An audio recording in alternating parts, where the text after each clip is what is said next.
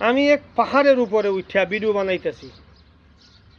যারা সৌদি আরবে আসতে চান তাদের জন্য কিছুটা হলে উপকার হবে। ভিডিওটা শেয়ার করে দিবেন, অনুরোধ রইল।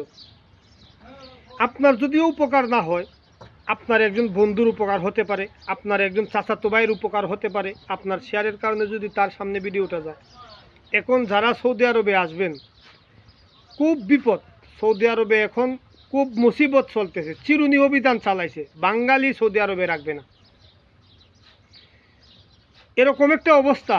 বিগত কোনো সরকারের আমলে বাঙালিকে সৌদি আরবে এইরকম নাজেহাল করে নাই, যেইটুকু নাজেহাল এখন বর্তমান সরকার আসার পরে করতেছে। প্রত্যেকটা লোক, 100 লোক যদি ধরে, এর ভিতরে 80 জন লোক বৈধ, ইকামা, ব্যাংক কার্ড, প্রত্যেকটা কাজের পারমিট সব কিছু থাকার পরেও ঘুম থেকে ধরে, রুম থেকে ধরে নিয়া নির্যাতন করে 3 মাস 4 মাস জেল খাটাইয়া তারপর দেশে পাঠাইতেছে।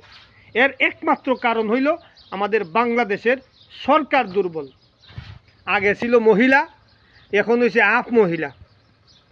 এই আফ লেডিস সরকারের চাইতে ফুল লেডিস ভালো।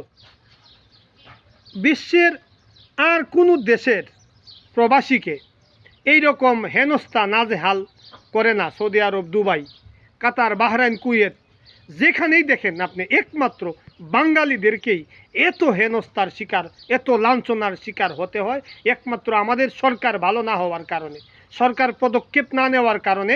এই বাংলাদেশি প্রবাসীদেরকে প্রত্যেকটা মিডিল ইস্টের মধ্যে প্রত্যেকটা দেশে এই রকম অবস্থা করা হয়। তাই আপনাদের কাছে অনুরোধ, যারা সৌদি আরবে আছেন খুব সাবধানে থাকবেন, যে আপনার ইকামা আছে, বেটাগিরি দেখায়েন না। এখন ইকামা দেখার কোনো সময় নাই, ধরবে আর গাড়িতে উঠাবে। যারা আছেন তারা সাবধানে থাকবেন, যারা আসতে চাইতেছেন অন্ততপক্ষে 2 মাস পরে আসেন।